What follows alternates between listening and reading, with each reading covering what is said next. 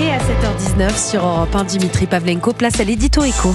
Bonjour Agnès Verdier-Molinier. Bonjour Dimitri, bonjour à tous. Agnès, avec les dépenses de défense à programmer en plus, on comprend que l'on va s'endetter encore plus.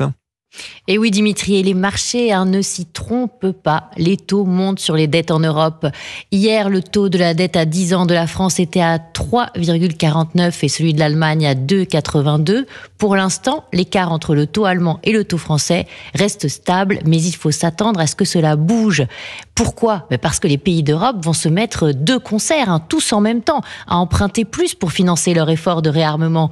Et cela risque de créer quoi ? Une sorte d'embouteillage sur les marchés. En Allemagne, les conservateurs et les sociodémocrates ont annoncé la semaine dernière qu'ils étaient prêts à suspendre leur fameux frein à l'endettement. Cela a fait bondir les taux des dettes publiques européennes.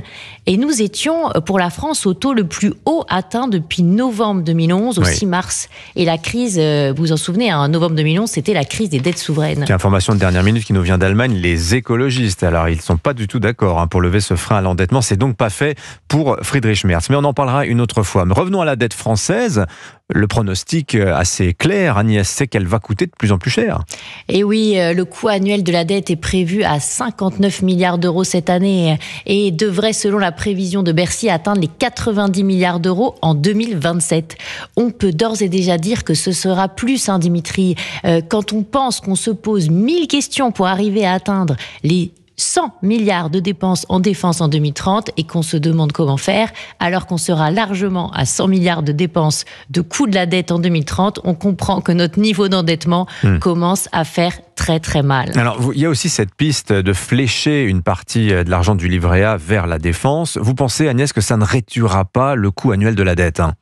Non, puisqu'il faudra bien payer des intérêts aux souscripteurs de ce livret défense. C'est même pour ça d'ailleurs qu'ils vont souscrire ce livret, parce qu'il y aurait potentiellement un bon taux. Et même si nous empruntons de manière concertée au niveau européen, cela reste la France qui s'endette d'une manière ou d'une autre, soit en direct via sa participation ou soit par sa participation au budget européen, ce qui creusera aussi son déficit à terme. D'ailleurs, on souligne que les pays frugaux ont refusé les eurobonds et votent de recettes propres supplémentaires, des impôts supplémentaires au niveau européen. Donc les agences de notation ne seront pas dupes et regarderont le niveau total d'endettement de la France. Ce n'est pas parce que les nouvelles dépenses de défense ne compteront plus dans les 3% de déficit au sens de Maastricht que cela fera disparaître le déficit.